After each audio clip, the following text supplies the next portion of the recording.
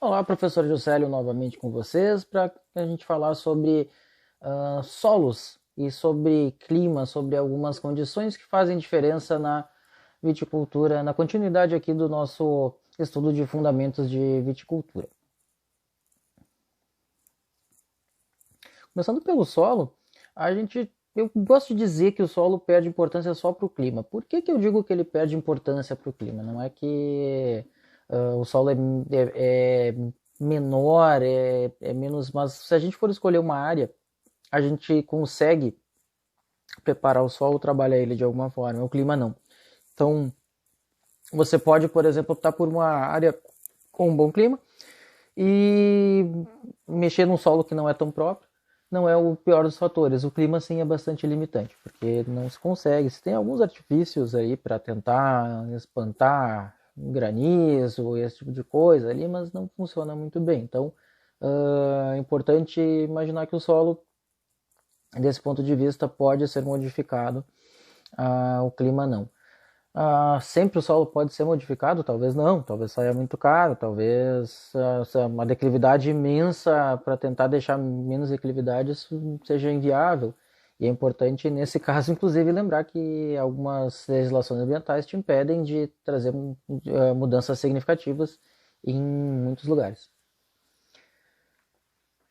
Bom, no solo que as plantas vão se sustentar, estou falando fisicamente, e também se sustentar nutricionalmente. Né? Os nutrientes vão ser retirados do solo, e embora os açúcares sejam produzidos por fotossíntese, não existe açúcar sem água. E aí a água vai vir, né, exatamente da provisão do solo.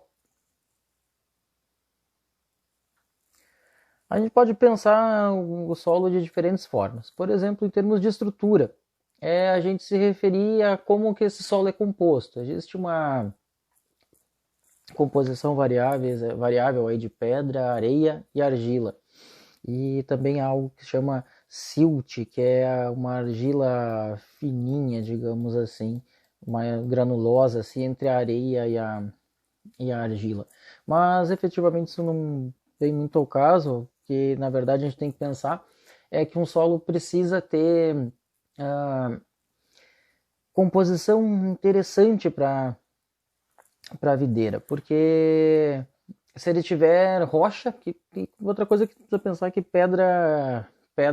pedacinhos de pedra são uma coisa, uma rocha base é outra. Se tiver um que a gente chama de lajeado embaixo, uma profundidade muito baixa, provavelmente eu tenha problemas para fixar essas plantas e para que elas achem nutrição. Quanto mais uma raiz penetra um perfil de solo, mais ela vai interceptando nutrientes. É mais ou menos assim que funciona, e principalmente assim que funciona. À medida que a raiz vai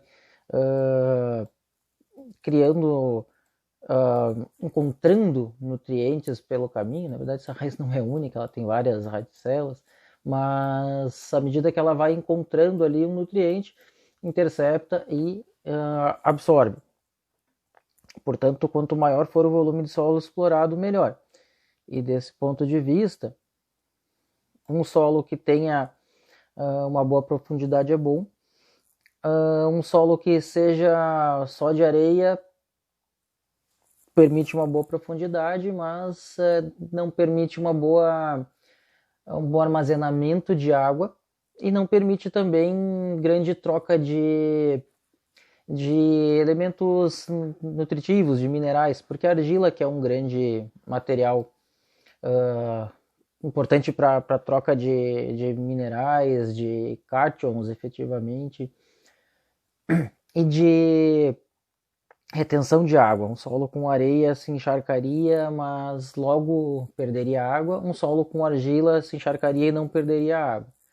Dessa forma, um solo com muita argila é menos conveniente porque fica com muita água, e um com muita areia é conveniente porque fica com pouca, é inconveniente porque fica com pouca água. Ou seja, a gente precisa normalmente daquilo que a gente chama de solo franco, a composição parecida de areia e de argila. Agora, se esse solo tivesse pedras, Uma coisa é ele ter uma rocha aqui que impede, ou até mais aqui assim, que impede a raiz de se aprofundar e ela vai para os lados.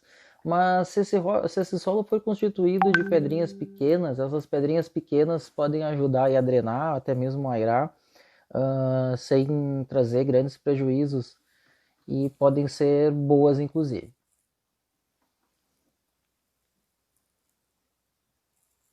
É importante dizer que a gente precisa de água. Tem uma velha máxima que diz que lugar bom para viticultura é solo pobre. Solo pobre por solo pobre, sobretudo sabendo, como a gente vai ver mais adiante, que o clima seco é conveniente, a gente teria no Saara a maior plantação de vinhedos, né, de toda a terra. Isso não é verdade.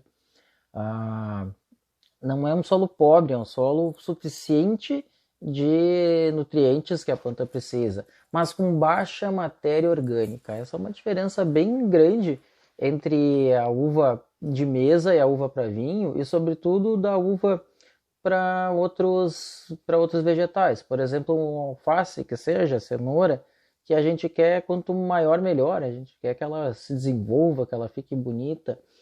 Se a gente fizer isso com uma uva, ela fica bonita e fica mais sem graça. Digamos que ela tinha um X para gastar numa uva de tamanho pequeno ou grande, esse X no tamanho pequeno é uma proporção, esse X no tamanho grande é outra proporção. É uma forma rápida e, claro, simplista de a gente conseguir imaginar que não podemos ter aí tanto nitrogênio, tanta matéria orgânica efetivamente, tanto crescimento da planta. Mas de fato, o que nós temos ao regime hídrico são solos que a gente precisa de solos que retenham água o suficiente, mas não empaçoquem, não fiquem com excesso de água. Excesso de água nas raízes traz podridão nas raízes, que não é benéfico. Claro, é um patógeno. E também outra característica que o acúmulo de água traz para a planta é essa água ficar disponível, né, para ser absorvida pela planta, para inchar os grãos, as bagas, desculpa, grão, é importante eu ter dito essa terminologia, grão é uma terminologia errada, né, grão é o que tem milho, é o que tem soja, a uva tem uma baga. Mas como eu dizia, a baga, à medida que a gente vai inchando ela de água, ela dilui a sua constituição, mais ou menos como a gente falou antes.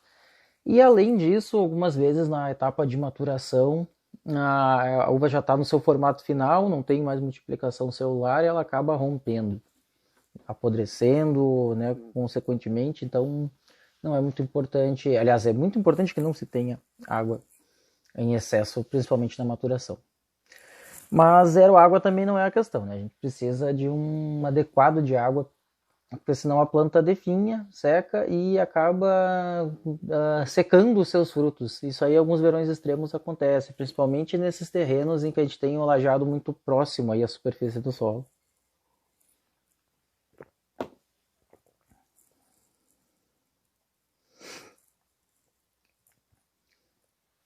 Como eu comentei antes, a gente procura como estrutura de solo uma boa profundidade, com uma drenagem a melhor possível, se possível algumas pedrinhas pequenas, sem exagero, sem tirar volume de solo para a planta explorar, e sobretudo areia e argila em proporções boas, que aí basicamente é como se fosse metade metade, à medida que isso faz com que não tenha água nem de mais nem de menos. E fatores nutricionais nem de mais nem de menos. A argila é bastante fértil. Se tiver pouca fertilidade, não nos interessa. A videira é exigente em nutrientes e precisa, claro, de alguma matéria plástica, de algum nitrogênio. Mas não pode ser exagerado, nem de menos nem de mais, seja para água, seja para fatores nutricionais. Aí uma coisa que também é verdade que a gente precisa falar é que um solo muito arenoso, a água drena fácil, a água acaba percolando muitos, ou seja, arrastando vários minerais, nutrientes no perfil do solo e acaba empobrecendo aquela faixa de uso da planta. E mais do que isso, também acaba tendo muita erosão, né? O solo mais arenoso não tem estrutura para segurar, à medida que vem água numa declividade, por menor que seja, esse solo tende a ser carregado. Por isso que os solos mais arenosos tendem a ser problemáticos para erosão.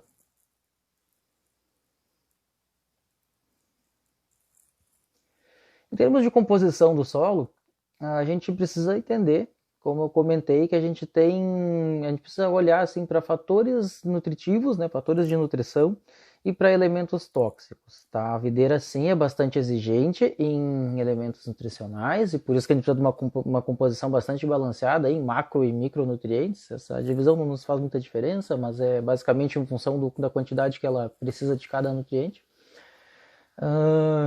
E ela se receia de alguns elementos tóxicos, sobretudo alumínio. Ela tem um grande problema de toxidez por alumínio. As raízes entortam, diminuem, o alumínio se gruda em sítios de troca e não permite que outras trocas aconteçam, e isso não é conveniente. E por isso que inclusive tem que fazer um bom trabalho de calagem, porque aumentar o pH do solo faz o alumínio ficar menos disponível.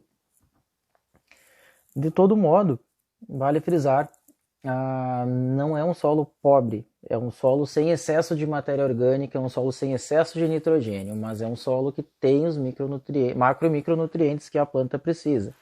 A ponto de que alguma deficiência pode significar baixo pegamento de flor, baixo pegamento de fruto, perda da amarelamento da área verde, da planta, diminuição da fotossíntese, tem vários fatores que a gente precisa. Não convém a gente entrar em detalhes bem agronômicos, mas que sim precisam ser observados. E até eu acho que, né, como mensagem final nesse sentido, dizer que a gente precisa parar de repetir falas, de reproduzir falas que não são verdadeiras. Por exemplo, essa, né, que o solo para videira é pobre. Não é verdade. E que é seco 100% também não, mas eu acho que esse é mais tolerável. Dizer que um solo pobre, isso é em absoluto uma bobagem. O que a gente tem que diferir é material plástico, é nitrogênio, é crescimento da planta com micronutrientes. É uma planta extremamente exigente em micronutrientes e qualquer pomar que se tenha, como a gente extrai os frutos e os tira de lá, eles não ciclam, a gente tem perda de nutrientes, a gente precisa estar fazendo alguma reposição disso de tanto em tanto. Em termos de topografia, ou de como é o perfil das encostas, das planícies, a gente costuma se agradar com declividade leve, tá? Por que leve? Vamos lá, se nós tivéssemos um terreno reto, um terreno com uma ondulação negativa, um terreno uma leve declividade, um terreno com muita declividade. Aonde que choveu? Onde é que drena melhor? Aqui em Paçoca. Aqui de alguma forma também, só não cria uma área preferencial. Aqui drena bem, aqui talvez drene demais. Tá? Aqui até que tá bonitinho, mas vou fazer uma declividade assim, Juscelio, mas ninguém usa um terreno com uma declividade tipo assim. Vai ali em Pinto Bandeira, na Serra Gaúcha, e a gente conversa novamente se ninguém usa terreno assim. Qual que é o problema desses terrenos muito inclinados? É que talvez eles tenham muita propensão à erosão, ou mesmo vamos usar o termo, a lavagem do solo, né? Carrear terra efetivamente, e solo efetivamente, e mesmo nutrientes cada vez mais para baixo. Tá? Então não são tão recomendados, precisa de alguma prática conservacionista, sobretudo planta de cobertura, os vinhedos orientados assim para não, né, perpendicular à queda, para que a gente não tenha aí a erosão tão violenta e por aí vai. Então os melhores que são mesmo de atividade leve, seria aquelas coxilhas da campanha gaúcha. Sem que a água não acumule, né, mas sem que também seja um solo extremamente seco. Sem erosão, erosão significa aí, né, perda de solo e de nutrientes. E se a gente vai ver, a maior parte das boas regiões vitivinícolas do mundo, sobretudo as primeiras, eram basicamente meio encosta, né? Que a gente tem uma boa drenagem, a gente tem uma boa retenção de água, a gente tem uma boa exposição, né? A declividade aumenta, tem alguns cálculos, não é nem cálculos, mas estudos que demonstram que entre uma superfície reta e uma inclinada, numa mesma incidência de sol, a inclinada tem mais exposição ao sol. E assim a gente tem ali a maior parte das características interessantes para um solo de viticultura. Agora, dificilmente ele é aquele assim lá no pé do morro, basicamente porque esse solo empaçoca a água e é demasiado rico, ele vai lavando tudo, a chuva vai lavando e vai parando aqui. A mesma coisa é em costa de rio, leito de rio, né? Solos que eram leito de rio, às vezes são demasiado férteis.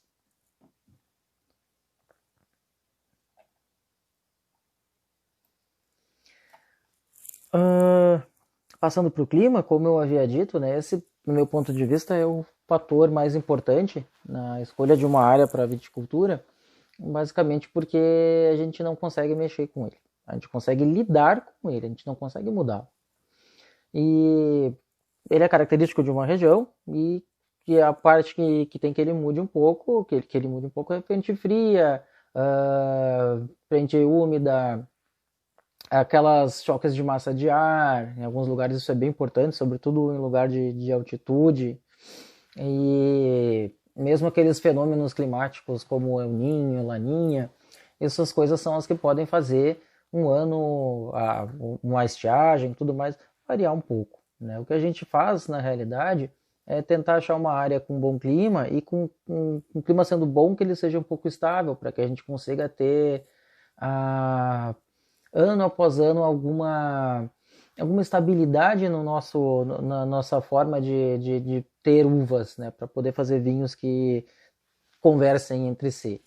Mas, Juscelio, a gente procura safras diferentes porque são melhores, porque são diferentes, porque fazem vinhos diferentes. Você está dizendo o contrário? Não, estou dizendo que num clima perfeito a gente já tem alguma série de possibilidades de variação suficientes para cada safra ser uma safra. A gente não precisa instigar isso, né? Então é importante dizer que não é exatamente isso que a gente quer, um lugar de variações extremas, porque não é isso que te faz ter safras diferenciadas.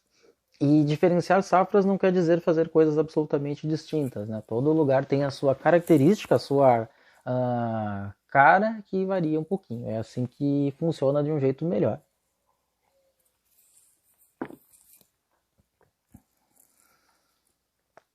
Mais ou menos como é o clima ideal para viticultura?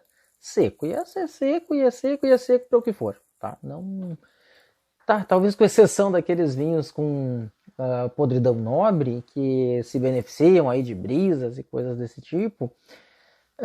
Não é normal assim preferir lugares menos secos. Tá? O clima para viticultura é seco.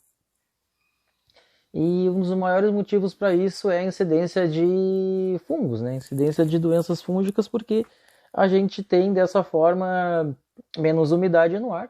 Menos umidade do ar quer dizer uma ocorrência de fungos menores. Também tem implicações próprio crescimento da planta, né? Alguma questão de maior evapotranspiração e tudo mais. A umidade talvez não seja conveniente, talvez não, claramente não é conveniente para a viticultura. E é importante dizer que umidade e chuva são coisas diferentes. Umidade e regime hídrico são coisas diferentes.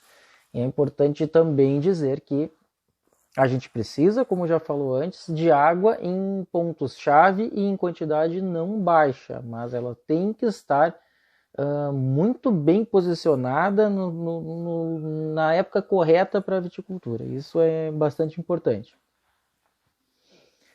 A gente gosta de um lugar que tenha dias quentes, e esses dias quentes aí é no verão, tá? Que eu estou falando, na maturação. Nós já conceituamos que a planta gosta de clima temperado e que ela gosta, né, de frio no inverno e calor no verão, mais ou menos calor no verão. Aqui eu estou falando do verão em si, tá? A gente tem que ter dias quentes com uma temperatura ali em torno de uns 25, talvez não tão quente, 30, 35, porque o metabolismo é acelerado, demasia, a evolução da produção de açúcar acaba sendo maior que a do resto, o vinho acaba ficando muito alcoólico, a acidez muito baixa, muito quente de tanto álcool e um pouco menos complexo de outras coisas. A gente procura noites frias e com isso procura o que a gente chama de amplitude térmica, que é a diferença entre a máxima e a mínima do dia. E a gente gosta de uma amplitude térmica aí de em torno de uns 10 graus. Qual que é a vantagem disso? A diminuição do metabolismo da planta de noite, porque às vezes nos lugares quentes ela continua ainda fazendo algumas não fotossíntese, né, porque não tem mais, mas continua respirando exageradamente, acelerando seu metabolismo, e isso não é conveniente. Assim a uva amadurece mais lentamente, mais gradualmente, mantém as coisas em níveis e em quantidade e em nível de produção interessante, em velocidade interessante assim de produção. Então, essa é a importância da amplitude térmica. E a amplitude térmica está muito ligada aí à presença de aromaticidade nas uvas. Tá? Normalmente, lugares com maior amplitude térmica têm uvas mais que preservam mais seus aromas, provavelmente por não ter esse excesso de metabolismo. E a gente procura a melhor insolação possível. Como a gente falou antes, isso vai depender, claro, se talvez o nosso lugar tenha uma insolação demasiado grande. A gente poderia citar aí o Vale do São Francisco, algumas regiões mais extremas do Chile, como lugares, e de Argentina também, Mendoza tem bastante isso, como regiões que algumas vezes você vai evitar, inclusive, a insolação mais direta, porque o sol já é demasiado quente. Em algumas horas do dia ele chega a fazer queimaduras na planta. Onde queimou uma baga de uva, acabou a uva, né? A uva não amadurece, não faz mais nada. Ela morreu, a célula dela morreu, aquilo não vai nem para frente nem para trás. E eventualmente pode ser que apodreça.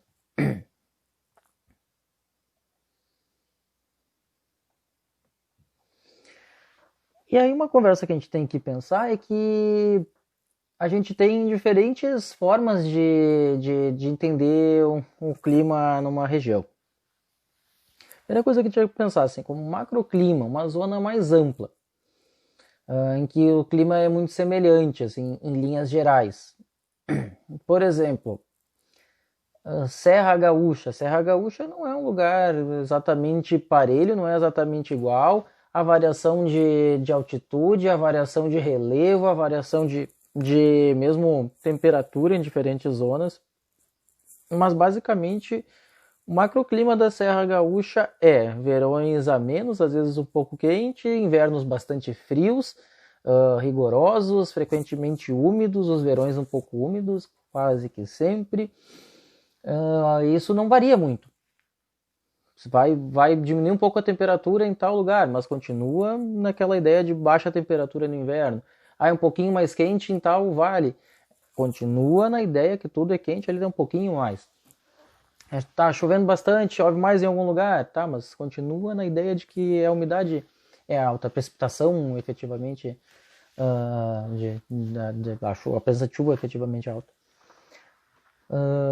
A gente poderia falar em mesoclima, a gente tem uma zona um pouco mais restrita, em que a gente consegue diferenciar um pouco. Olha, essa parte da Serra Gaúcha costuma ter a temperatura um pouco mais baixa, porque entre uma localidade e outra, costuma manter nesse pedaço de terra, porque toda ela é bastante mais alta. E aí a gente tem diferença significativa, 3, 4 graus de diferença em relação a uma outra região. Essa zona tem uma declividade tremenda, isso faz com que a gente tenha aí diferente questão de uso de água, isso faz diferença na planta, diferença de incidência de radiação solar, opa, isso faz diferença. Então são regiões um pouco menores em que a gente consegue enxergar um clima um pouco mais homogêneo. Só para fazer um paralelo, se eu comparasse Serra Gaúcha e Campanha Gaúcha, que são coisas super distintas, elas estão em macroclimas diferentes. Dentro de cada uma tem alguns mesoclimas. Andando um pouco mais para lá ou mais para cá, a coisa varia e varia com uma certa homogeneidade naquele pedaço, diferente daquele outro. Mas ainda assim muito parecida com o clima geral. E a gente consegue chegar em microclima, que é talvez o que mais nos interessa aqui, o suprassumo, né? Que é a menor unidade que você consegue mapear de clima. Que esse tamanho ele varia muito, é verdade, pode ser assim desde propriedades até algumas regiões relativamente maiores, mas esse refinamento que me permite dizer, olha, esse pedacinho de terra aqui produz melhor, não é só uma questão de clima, estou falando só de clima. Esse pedacinho aqui produz melhor do que aquele lá. Mas eles são do lado, ok, mas esse aqui tem menos, não tem a incidência de quebra-vento, vem mais vento, por isso as plantas se mantêm mais sãs, eu consigo deixar a uva amadurecer por mais tempo. Um exemplo hipotético. Esse aqui tem um pouquinho, um está do lado do outro, esse aqui tem mais declividade, esse aqui a água empoça menos. Dessa forma a gente tem uma uva mais preservada, com os constituintes em maior proporção em relação àquela uva do lado. É nisso que se baseia bastante essa ideia de microclima. E aí a gente com isso desemboca no terroir, que eu espero que seja fácil de compreender, tendo feita essa conversa anterior que a gente fez. Tá? Terroir não tem uma tradução literal, embora seja uma expressão francesa que vem de terre, né, de terra, mas ela não significa só terra. Ou não significa terra no sentido de terra solo, mas de terra como pedaço, como local. E ela quer dizer a interação única entre os fatores de solo, de clima e humanos da região. E eu faço questão de frisar humanos. Se conseguisse agora, escreveria em maiúsculo e mais umas 5 vezes e cada uma de uma cor, para as pessoas lembrarem que sim, os fatores humanos são importantes no terroir. E mais do que isso, talvez sejam os mais importantes. Para a minha opinião, e eles são os mais importantes. Porque veja só, se uma coisa é o cara ter nascido, vamos lá, com um exemplo hipotético de um homem muito antes da civilização, claro, ou nasceu numa região com vinhedos, é só explorar aquilo. Bom, gente, isso aí não funciona bem assim na nossa realidade. Vou te dizer que mesmo há um bom tempo atrás, né? A gente começou a cultivar uvas, digamos, em cativeiro, aí, né? Fazer plantio em pomar intencional há muito tempo. E exatamente o homem foi importante em perceber isso. Que aquela região, olha, onde tinha uva naturalmente era mais seco, tinha declividade, o solo era de tal jeito. Vamos achar outro lugar parecido com esse? Olha, aqui onde chove mais, talvez a uva de um lugar que seja mais úmido, onde ela é nativa, ela dê certo aqui. E assim vai sendo, claro, né? Estou dando um exemplo aí, tentando fazer um paralelo, assim, meio difícil aí retrocedendo historicamente, um exemplo hipotético, mas ainda hoje a função do homem é essa, é entender, achar um espaço de terra que é conveniente, em termos de clima, principalmente de solo, estudar esse espaço, pôr as variedades mais importantes ali, que mais se dariam certo em função do que estudou e do que viu de características. E, além disso, conduzi-las de uma forma conveniente. E depois de colher a uva, de entender safra por safra de como cada uva se comportou, e inclusive que aquele pedacinho da quebradinha de solo é melhor que o outro porque drena mais a água, porque pega mais sol, sim, esse homem entendeu bem e soube selecionar seu terroir. Isso é terroir, e terroir não existe sem homem. E homem, evidentemente, falando da, né, raça humana. Eu acho muito importante dizer isso. Acho muito importante porque volta e meia a gente se pega alguém perguntando, mas homem também faz parte, é claro. E principalmente, as uvas não nascem sozinhas ali para fazer vinho. Ou seja, mesmo que eu tivesse uvas nativas, eu precisaria modificar a forma que elas se desenvolvem para que eu tenha boas uvas para fazer vinho. Mas vamos dizer que elas fossem perfeitas e viessem lindas, maravilhosas para fazer vinho. Elas não saem, as baguinhas não saem, não correm para um vaso, um tacho, alguma coisa assim, não se esmagam, não se fermentam, não se engarrafam e não viram vinho. Gente, o homem, sim, é importante para o terroir. Tem algumas piadas a respeito de terrorista, né, como né, vocês entenderam. Mas eu particularmente sou um entusiasta do terroir, o que faz a grande diferença e a grande graça dos vinhos, do meu ponto de vista. E dessa forma a gente tem vinhos muito próprios, muito típicos e muito racionais daquele terroir. Às vezes é um conceito assim meio mágico, tá?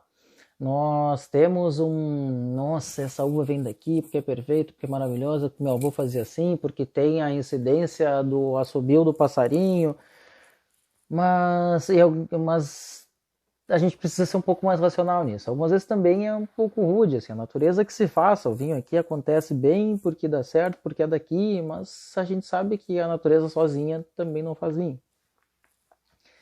Eu particularmente entendo que a gente poderia racionalizar essa ideia de terroir. Às vezes a gente não está falando especificamente de enologia aqui, mas a gente tem essa questão de uma enologia muito intervencionista, a ciência lidando muito e definindo coisas que antigamente não eram definidas e que por isso o vinho fica mais parecido. Eu acho que a gente consegue aproveitar um pouco de cada mundo, e é importante dizer que o homem é parte da natureza e o homem tem inteligência. A inteligência aplicada do homem também não deixa de ser algo da natureza e algo que é, portanto, natural, né? Então, eu particularmente acho que a gente precisa, às vezes, ser um pouco mais racional nessa ideia de terroir. Como que eu vejo que a gente podia fazer isso? Né? Escolher, como eu disse, um local adequado para cultivar a uva, né, com clima e solo condizente e com variedades que sim dão certo naquele lugar. Entender quais são as técnicas que dão certo ali. A gente tem visto aí um crescimento de regiões pouco exploradas no Brasil. Eu não estou falando do Vale de São Francisco. O Vale de São Francisco já tem tempo, né, que é bem diferente, que é pouco explorado, não tenho dúvidas disso, mas não é uma já não é uma novidade pra gente, mas a gente vê várias novidades aí que estão quase deixando de ser novidades também no Cerrado, no interior de São Paulo, em que tem que retardar a poda, fazer 2 podas, fazer um meio ciclo, digamos assim, e fazer a planta brotar novamente, e por aí vai, que exigem esse estudo, efetivamente, e que o homem é importante, né, para que a gente chegue nesses resultados. Bom, achou um bom clima, achou um bom lugar, achou as boas uvas, achou as melhores técnicas, vai fazer um vinho muito típico dali. Muito típico dali com bom resultado. Se você tivesse feito tudo isso com uma uva que não fosse conveniente para aquele clima, talvez não fosse bom. Então é importante ter todo esse domínio, ter esse arcabouço para fazer um vinho interessante, legal, que seja típico daquele lugar e que se diferencie efetivamente dos demais. A Cabernet Sauvignon, o Syrah, Chardonnay, o que for, tem no mundo inteiro. A grande questão é oferecer um Cabernet diferente, porque realmente é diferente, não porque eu fiz algum malabarismo, mas porque eu diga, esse meu Cabernet daquele lugar é melhor. Esse Syrah, esse Malbec, seja o que for. E uma outra questão, essa eu confesso que é um pouquinho mais difícil, né? Usar alguma forma de levedura selecionada. Eu acho que fermentação espontânea nunca é possível? Não, é possível. mas algumas técnicas te ajudariam a ser mais certeiro, a não ter surpresas desagradáveis e usar a racionalidade humana efetivamente para fazer algo que é mais típico, que de alguma forma é mais natural, mas que agrade, que não tenha que o número de coisas boas suplante com vantagem o número de coisas ruins que possam acontecer. E selecionar a levedura, ah, tecnicamente, assim como fazer viabilidade comercial é caro, é difícil, tem que ter laboratório para isso, nem todo mundo está disposto e leva anos, né? Não é assim, eu vou lá hoje, vinhedo X, o cara faz vinho lá sem leveduras, é muito legal, tá fermentando bem. Ah, é só ir ali selecionar? Não, você vai recolher amostras várias, vai diluir, vai fazer diluições seriadas, vai fazer cultivo, vai identificar, vai isolar, vai testar ela anos para entender se realmente ela tem características estáveis e esperadas, e aí sim torná-la uma cepa comercial. Isso é claro que não é assim, eu quero fazer a minha levedura própria, deixa eu chamar aqui a empresa X para fazer, não vai. Nem que ela seja pública. Então, às vezes isso acontece por órgãos de pesquisa, a Embrapa faz isso, fez uma levedura para o Vale dos Vinhedos, que infelizmente as empresas não usam muito. Mas podemos largar todo esse conceito mirabolante e pensar o seguinte, que a gente pode... Tem técnicas de usar o mosto já fermentando no próximo vinho para que isso inicie, à medida que a gente viu que aquele vinho fermentou bem. Isso é também uma forma de selecionar a levedura. O uso de sulfito pode ser uma forma de selecionar a levedura. E isso se faz desde antigamente. E né, não necessariamente seja a pior das coisas. Eu acho que tem várias possibilidades de pensar nisso. E a gente precisa estar aberto para todas. E, sobretudo, para as que têm resultados que sejam típicos, agradáveis e sãos. É muito importante que se persiga esses três objetivos. E aí nós temos lá um vinho típico que a gente vai ter que aprender aí a também lidar com as questões de estabilização, de tratamento, de amadurecimento, de engarrafamento, de envelhecimento, quanto envelhece, quanto não envelhece, de que forma é melhor, se vai madeira, se não vai madeira. Aí a gente tem efetivamente um vinho como um produto muito típico daquele lugar e beneficiado pela inteligência e obra humana. Assim me parece ser, e eu acho que dei bastante uma visão minha, né, como técnico dessa área, mas como técnico entusiasta dessa área, mas eu acredito que isso ajude a traduzir um pouco o conceito de terroir e pôr também alguns elementos para a gente pensar que às vezes a gente quer ser naturalista ao extremo e né, não foi sendo naturalista que a gente chegou onde está e talvez não seja a melhor forma, né, pensar que tudo tem que ser como era antigamente, quando a gente se matava para fazer as coisas que a gente faz hoje, né? Não faz muito sentido a gente fazer isso, né? O homem pensou muito e os processos tecnológicos basicamente foram evolução dos hábitos antigos que foram sendo transformados.